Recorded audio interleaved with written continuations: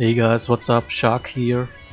Today I wanna give you an insight into my league starter for Betrayal Hardcore. I got destroyed by packet loss while fighting Red Guardian. Well, it's a new skill introduced with 3.5 patch and somewhat comparable with Blade Vortex, at least in how it works with duration. High mobility paired with a bunch of defensive mechanics like chills and freezes make it a good choice also for hardcore in my opinion. Alright, before I start with the introduction of my build template, I would like to mention that I play PoE only in hardcore leagues, so usually there happens no min-maxing according here and therefore much room for improvements. But let's start. As you can see, we use Winter Orb for map clear. Especially in red maps you want to nuke down syndicate members as fast as possible because of their massive damage output, so therefore we use a lightning spire trap and Winter Orb combination for single target purposes. Winter Orb is linked with GMP, Controlled Destruction and Hypothermia in gloves. You could also use Add a Code instead, but with the fact it's our main skill, for trash clear you always should be able to reach the minimum threshold to chill targets and get maximum use of hypothermia. Then Lightning Spire is well known in the current Arc Minds meta and an absolute beast for single target. I linked it in my body armor with trap and mine damage, elemental focus, added cold and increased crit. My sixth link would be I actually don't know, just check it in PUB. I guess it's added lightning or somewhat. Pro tip beside, don't use conk effect guys. As you've already noticed, Winter Orb has a duration AoE and also projectile deck. So there are many possible ways to get that thing rolling. So keep in mind that my way isn't the one and only one. Other links are Herald of Thunder linked with Curse on Hit and Assassin's Mark for your power charge sustain. Herald of Ice, Ice Bite Onslaught for frenzy charges and onslaught. With the fact you have to stand still to cast your Winter Orb, I'm also using Arctic Armor for defense. Then a Decoy Totem, and last but not least, cast when damage taking Immortal Core by Righteous Fire linked with increased duration. We are a special snowflake by playing Inquisitor nowadays, but that's fine, let me explain.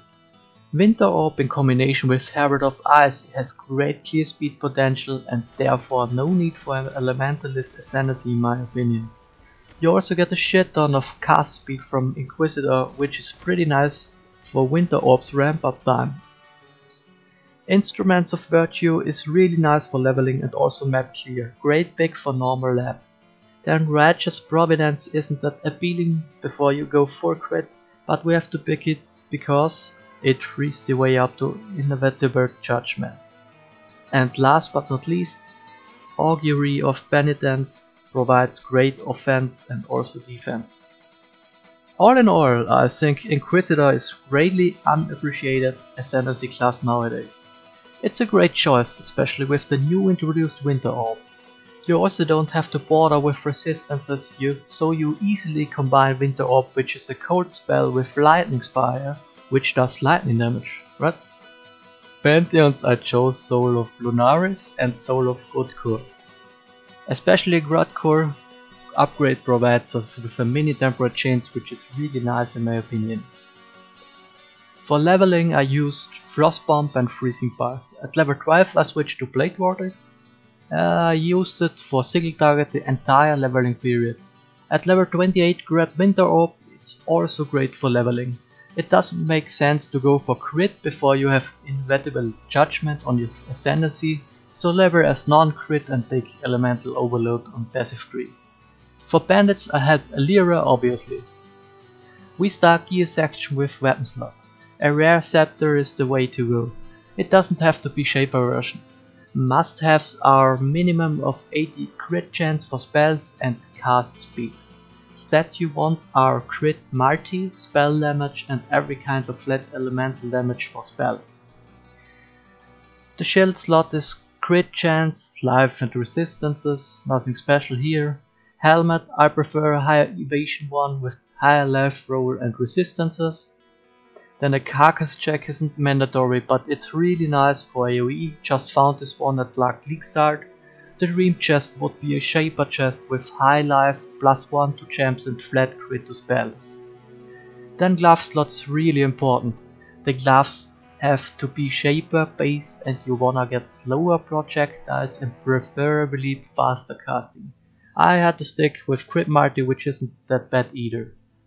But the ultimate goal for the build are Shaper gloves crafted with Essence of Insanity, which provides you a bunch of additional cast speed multiplier.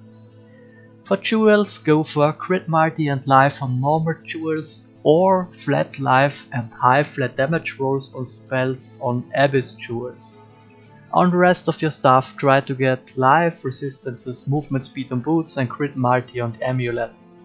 That's it boys, if you liked the video and want to see more, subscribe to the channel, I really appreciate that. Enjoy!